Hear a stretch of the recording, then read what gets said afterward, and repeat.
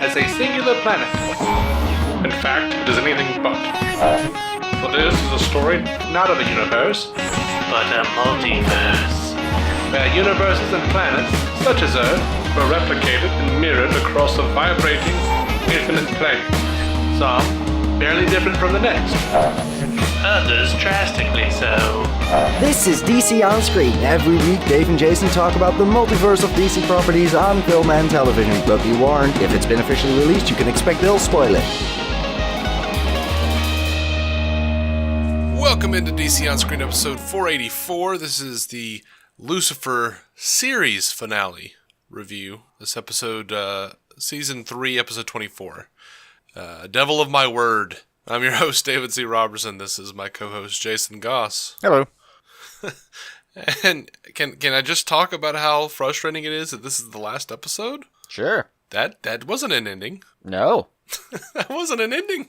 No. I mean, it was indicative of, I think, just how naive these showrunners really are. Yeah.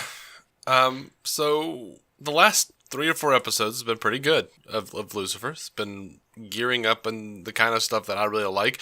A lot of celestial stuff, a lot of revelations coming about, you know, and for the characters, not biblically. And then we have word before the show even drops that Lucifer is canceled, and showrunner Ildy and saying that she couldn't believe that it was canceled and that they wrote a cliffhanger. We had no idea that we wouldn't get a chance to wrap up our story in some way. In other words, we figured at the very least we would get a short order, which is why we created such a cliffhanger. You're an idiot. I'm just there's nothing, you cannot put this any more clearly. You're a fucking idiot. There was no way that was going to work. Right? They do not renew shit because it was a big cliffhanger. They don't give a damn. You had one thing in your tool bag for 4 years, and you blew it. You could have revealed that at the end of season 2 when your numbers were still good, and really doubled down on it for a couple seasons, and your numbers might have stayed. We don't know now. Could have been worse for all we know. But you had one thing, one load to blow, and you just threw it against the wall, man. Yeah, and before you guys, any of the listeners out there get mad at us for blaming the showrunners, even the showrunners blame themselves, and not Fox. See, it's comforting they can learn. Yeah, that was just stupid. That was just so stupid. Disappointingly stupid. I had hoped, because I knew it was getting canceled. Well, I mean, not new. I was pretty sure. Yeah. And then went to, we finally got the news, and then we saw the episode, and I was like, please let them have written in something that works as a coherent ending to the show. And then I saw that little piece of dialogues yeah, we wrote in a cliffhanger oh, fuck yourselves. Oh, come on. Mm-hmm. But yeah, it's frustrating. It is very frustrating. I've spent, a fair amount of time watching this show. I would like an actual ending. Oh, I just wanted to wrap up. And I'm only slightly gratified by the fact that she does understand now. But it's just an insult. It just felt insulting. I'm insulted that they thought that would work. I'm insulted that they thought I would care for 4 seasons. And the only thing I can give them to their credit is that I did at times forget that was something that she should know, or that she should have figured out, because they write her as a perfectly intelligent person, and then there's just this blind spot that the show sometimes walks away from so hard that I forgot it was a problem. Mm-hmm. And if they know, if somehow they knew that they were so far off and that I didn't care so hard that I didn't care about that anymore, I don't know, maybe they knew that, but it was just a stupid thing to tease for that long. Just dumb. And it's this thing about procedurals that we don't like. It's one of the reasons we don't enjoy them, is takes, Castle 7 seasons for those two to actually kiss, and good Lord, how long did it take Bones to do something, and that kind of thing. You have this one thing that you're supposed to build the show around. It's just Willie won't shoot. It was annoying, man. Really annoying. Yeah, and it's been driving me nuts all this time, because I felt like it was stretched, and I've read where Henderson and Modrovich were talking about how the writer's room was split on whether it was time for Chloe to find out. I'm like, dude, it was a stretch when every damn body else on that show found out. When he finally showed himself to the therapist, to Linda, and she was like broken inside for a couple of episodes. I was like, finally, this has been like a year and a half coming. Yeah. Like, she should have figured this out by now. He has been actively telling Chloe. It's not even like how could she not see that this is, Supergirl or something? Put, you're Lena Luthor. How come you don't know? No, he's literally telling her, I am the devil. Yeah. God is my father. She has walked into rooms where he has thrown a man across the room with one hand and just been like, well, I guess baby under a car, mother strength, I guess. I don't know.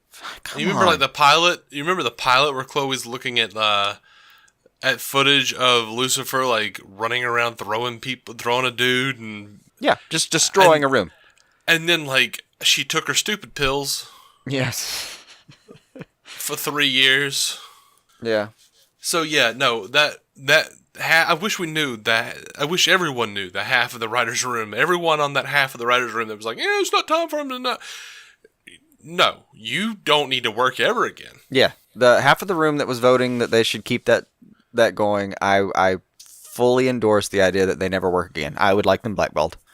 No, I mean, they're as far as Fox is concerned, a lot of people are mad at Fox. I'm not mad at Fox. I'm mad at the showrunners because have you never seen what Fox does to TV shows? Yeah, I mean, that's just their history. But that's part of the reason the showrunners should have known that, is we all knew this about Fox. We all know that's what they do. They don't let things wrap up. They don't have a plan. They don't release the episodes in the order you chose, or even that season, as Lucifer learned. Like, how did they not know? I know, right? I mean, Adventures of Briscoe County Jr., Time Tracks, Firefly. Futurama. You had to have heard of some of these guys. The Critic, Harsh Realm, The X-Files again, The Lone Gunman. Surely this is on your radar somewhere. Surely you're not just watching The Simpsons and thinking, oh, these people treat their shows well. Married with Children went for 11 years. They didn't get any kind of notice that it was going to be the series finale. The cast found out by hearing it on the radio. Let us not forget that Family Guy was at one point canceled for several years. Yeah. Right. That aside, the series gave us some good things. It did. By the end of the series, really enjoyed the fact that Lucifer felt like a real person this episode. Felt like he'd actually learned empathy. Mm-hmm. Like he's asking like, how's poor Daniel? Yeah, if you'd 2 years ago, he would have said like, how's Detective Douche? He actually cares how Daniel's doing. Yeah. Even Ella gets to.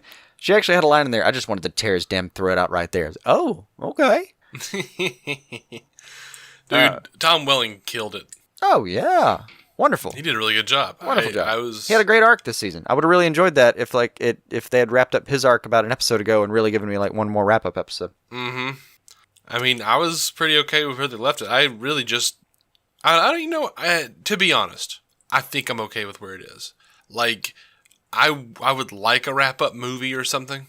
I want to see that episode, the fairy tale episode narrated by Neil Gaiman as God. I want to see that. Yeah. But I'm also okay with where it is. Like, do you think Chloe, you fans out there, do you think Chloe is really not just not going to be with Lucifer? You could, I mean, she finally knows the truth now. She's like, oh, it's all true. I mean, Linda didn't have that bad of a reaction. If she reacts the way her character would indicate she might react, it would take her a minute to get over it. But she's always been very concerned about him being truthful with her. Mm-hmm. And he has been the entire time. Surely her character would take some time and go, you know what? I'm sorry. I thought you were lying. That was on me. But that's how it theoretically should work out. But who knows? I mean, you realize somewhere in this episode, Lucifer actually says they're not metaphors. Yeah. I can't put this any more clearly for you. Like, detect, woman, detect. That's the worst part of it is like, by constantly doing that, they just made her out to be kind of stupid, like, and bad at her job. Yeah. He's been actively telling her, by the way, it's not a parlor trick. When I ask them what they desire, it is because I am the devil. Yeah. They answer me because I am the devil. Devil, Yeah. devil, devil. Devil, yeah. I don't have time for your metaphors, Lucifer. They're not metaphors. I am he who shall not be named. What? I am the OG gangster. For God's sake. I am the devil himself. What do you want from me? Uh-huh. He's not Voldemort. They're all metaphors. He's not. That's my point. It's not a well-rounded point, but it made me happy. So, yeah. No, we did finally get to see Maze repair her relationship with Linda. Great fight scene for Maze. I liked that. Are we to believe now that, like, Maze doesn't want to go back to hell? I don't know. At least she got to go get her friend back. See, we don't get to see what happens with her. I mean, I'd love to see a version of this where, like, Lucifer, wants to go back to hell to kind of fix hell. So there's a lot of stuff you could do where you wrap it up where, like, maybe they don't end up together, but he goes back to hell because, like, there needs to be someone in hell who understands heaven and hell, and he's the only one there. And, like, he understands all three planes. He understands humanity now. He understands hell because that's kind of his thing anyway. And then he's been to heaven. He knows what that's like. It'd be wonderful if that worked out and he gets to take Maze and take his right hand, Girl Friday with him. But it's just not gonna happen, and I'm okay with that. Because the thing is, like, there are things that I would love to see to wrap up the show, but they're not gonna do that. They're not gonna give me like an hour's worth of fulfillment. Yeah, I'd like to see, like, at most, I would want to see half a season where he's with Chloe, they're together. He realizes he's still unhappy. He doesn't have a purpose. And then he realizes, like, you and I have seriously sat here and wrapped up this thing the other day, like, just talking about it. Like, we could wrap it up in, like, an episode where, like, he decides that, she's not the point. Like, loving her is not the point. Like, she showed him the way. And the truth behind our version even toyed with the idea purpose. that, like, she wasn't the first one that could affect him, but he kind of forgets it because as Amenadiel kind of has pointed out or suggested at times, like, you kind of forget what divinity is like when you're on heaven or when you're on Earth for too long. So maybe he's just, which again would also explain why the person who is used as the morality play for like a version of him almost, and every religion in the world uses a version of the devil almost. Mm-hmm. It's like the most basic concept of morality or religious concept. It's just so basic that the idea that morality exists and that it's a concept that the devil would have some idea of, and he's just every episode is philosophy 101 for this guy. It's frustrating. There's no way that he would have that little idea what's going on with the real world. But that was another thing we were talking about. Was like maybe Amin was that was why he never could get his head around, like, well, what's being nice like? Well, like, he's losing it as he stays here. Yeah. But he kind of gets to the point finally with this version of Chloe, maybe, that even if it's not versions, he finally gets to the point with Chloe that he gets it. He understands what the role of heaven and the role of hell is. And we were pitching around the idea that, like, maybe it's more like it doesn't matter anymore. Because if it was Linda talking to him, she'd be like, well, aren't you mad? Like, you've spent sessions and sessions bitching about how, like, it's all your dad's plan and you're so pissed. And then he could just kind of say, I'll be honest, I don't care. I mean, if it's his plan and this is what I was supposed to do, I agree with him. If it's not his plan and I'm choosing it, well, I agree with me. It doesn't matter. It's the right thing to do, so I'm going to do it. Be like, oh my God, closure for the character. Send him to hell and let him do his thing. And then you could tie in, like, the idea they've been building in, which was one of the cool ideas the show gave us, which was the whole, like, people are in hell because they choose it. You could send him back down there with some empathy and kind of be able to actually sort out the people who are choosing it because they should be there, and the people who are choosing it because of some, like, unidentified self-loathing issues they don't really deserve. And maybe he can actually show them mercy because he knows what that is now and get them out. And, like, with maybe the back-end plan that, eventually Chloe will die, she'll go to heaven, and if he works really hard and does his job, maybe he gets to go see her again one day. It'd be a wonderful ending. Yeah. At the very least, an ending. Man, I hope hell isn't really like that. Because I tell you what, man, I feel guilt over a McDonald's burger, I want to be on my deathbed, like, slipping into the ether and going, oh, that quarter pounder, and now I'm in hell. Shouldn't have had the second.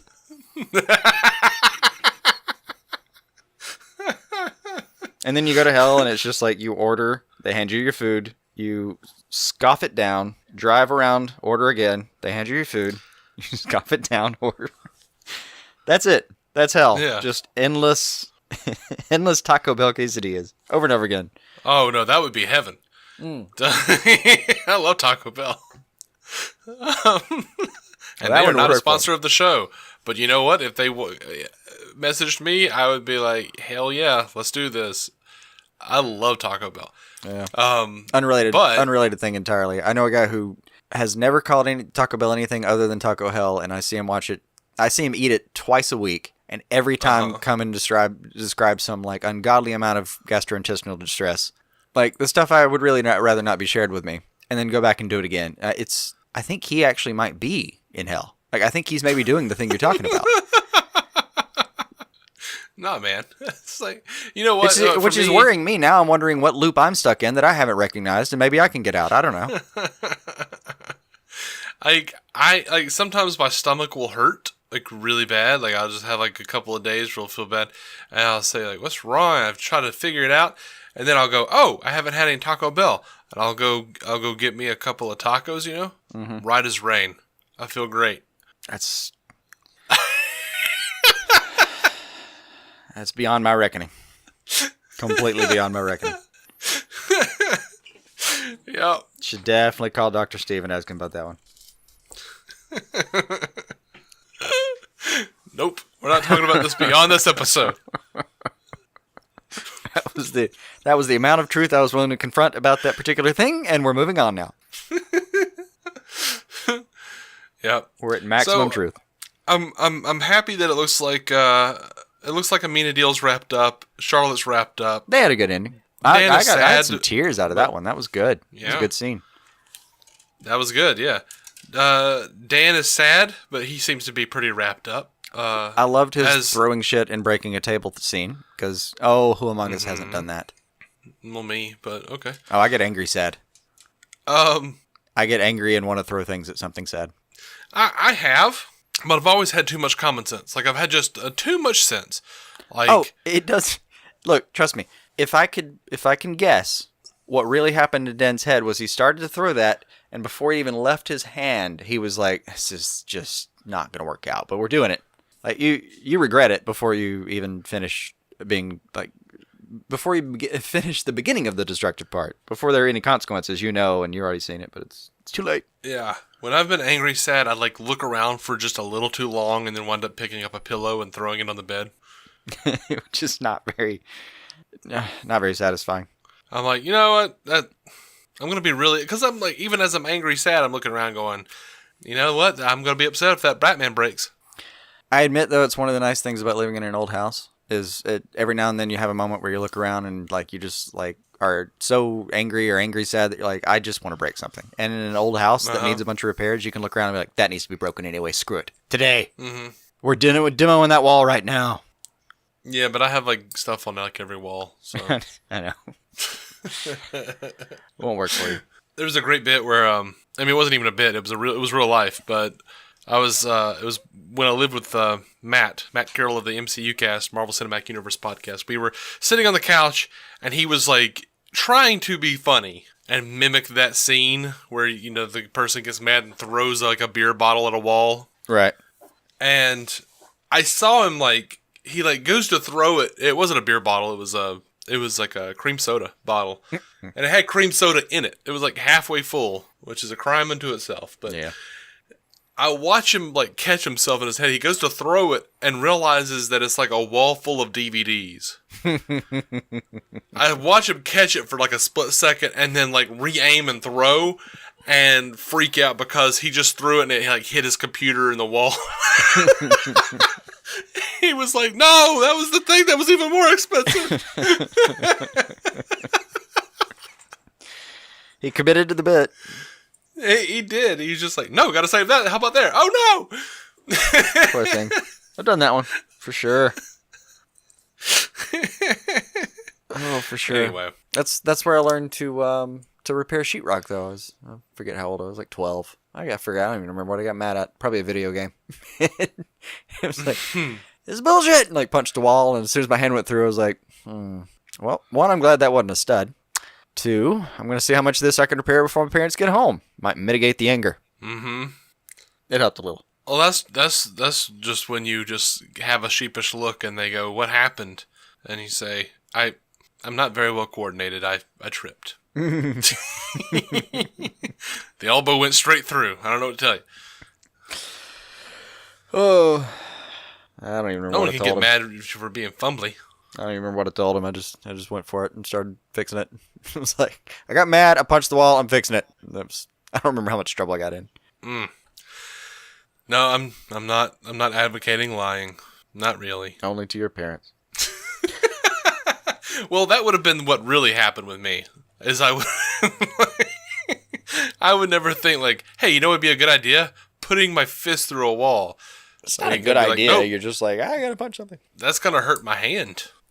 Dude, I assure you, I know this doesn't reflect on me well, but every restaurant I have ever worked in, and there are many, Mm-hmm. somewhere in the walk-in door, there is an imprint of 4 knuckles that will match mine perfectly. Mm-hmm. Every single one. Yep. I think I crushed soda cans. Not bad. Yeah. I'm very aware of what's gonna hurt my hand. Oh. I'm very afraid of I'll be that. honest. After a couple restaurants, that didn't hurt anymore. That got to the point where I would just get mad, punch it, and like be mildly bruised maybe the next day. Yeah. I guess I just figured out the most economical way to punch a walk-in door. Oh, one last thing about the show for me though, that last scene with the angel wings and the angel wing tricks and stuff, that was Yeah. like the only unrewarding part of that scene was thinking like, I could have had 2 seasons of this if you assholes had moved on. Mm-hmm. But it The way you was say it, it sounds like a Letterman bit. Dumb angel tricks. yeah. It was they were great angel tricks, man. I loved it. Like I got like excited. He gets all like infuriated and his wings pop out to save Chloe. I was like, this is the thing I wanted this 2 years ago, minimum or maximum. Oh, yeah. But what are you gonna do? Overall, I think it's Oh, just yeah. gone. It's not coming back. Yeah, I don't think it is. Like, it was, from what I understand, a kind of an expensive show to make. Oh yeah. And, I mean, they moved it to LA for some cuts, but that apparently wasn't enough. yeah. And it made sense to cancel it. I mean, they were still, like 50 episodes or so away from the magic number? Oh yeah, they needed a good 45 episodes. I think. Just to get to 100? Yeah, that wasn't gonna happen because they were only averaging like 3 million. I think 3 to 4 million. I think is what they were bouncing around in, and that's not enough for. Mm-hmm. They couldn't even. Like, I'm sure it occurred to somebody like, what if we just throw it on Friday night and see how it does? And, no, not for the money it took to actually make it. Yeah. The show did have a theme it left us with, though. Much like Constantine left us with the magic has a cost. Uh-huh. The theme left us with, you get what you feel you deserve. Hmm. Every character I can think of, it applies to them. They all, like, box themselves in one way or the other. Yeah. And, apparently that's how hell works, too, so there's a big, big thing in that universe. I have literally nothing else. All right. I mean, parts of this I enjoyed, but man, like, seriously, on my page of notes, the last 2 words are just double-lined, fuck you, period. Wow. I was just so pissed that was how they thought they were going to save the show. Yeah, it's frustrating. It's insulting. It is really annoying.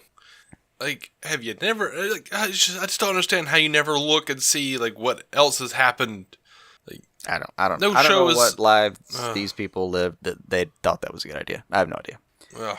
I mean, I am sure there was a Fox exec somewhere trying to whisper hope in their ear, but they should have seen through that.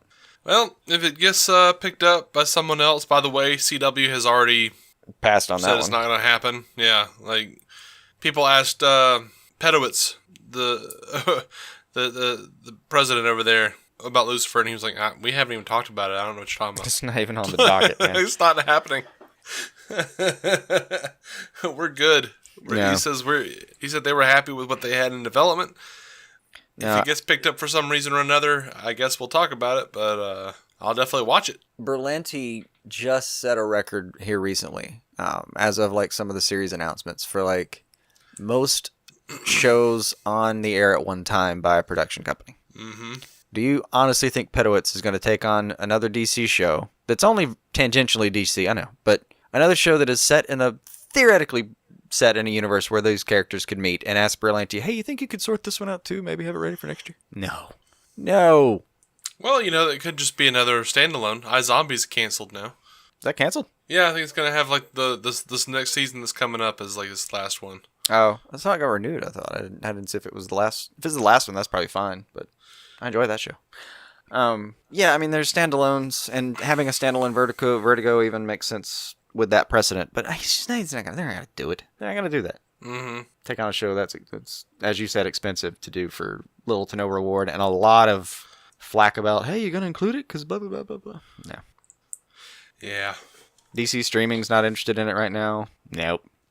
Its best chances on Hulu, and I just don't think they're going to do it. Nah, I don't either. If it does, I'll watch it, but I don't think it's going anywhere. This thing is, if someone does save the show, the only hope I have is that if they do save the show, it'll come back with, at least they've already done it. They've already revealed it, so at least maybe we can move forward. Mm-hmm. I will tell you this right now. It's maybe a hard stance, but if they come back and somehow undo that moment, man, I may bail on it. I may not be able to handle it. I don't blame you, man. That may be like, stupid. Dave is doing the reviews from now on that show. I can't handle it. I can't. Like, she just goes back that night. It was like, it's just PTSD. We were panicked. I saw the wrong thing. I'm like, oh no, I can't. Yep. Anyway. Guys, we've got a couple more reviews to do, so we're going to dip out on this one. Other stuff that we like way more wrapped up. If you enjoyed listening to us bitch about this episode of Lucifer, as happens, for the final time, 99.5% sure. You can check us out, dconscreen.com. We're on iTunes. We're on pretty much everything but Spotify. And, I don't know. We'll have news coming up at some point. We're going to do an Arrow review. We're going to do a Gotham season finale review. And we're going to do a Deadpool 2 review because we feel like it. Yeah. And until next time, keep some DC on your screen.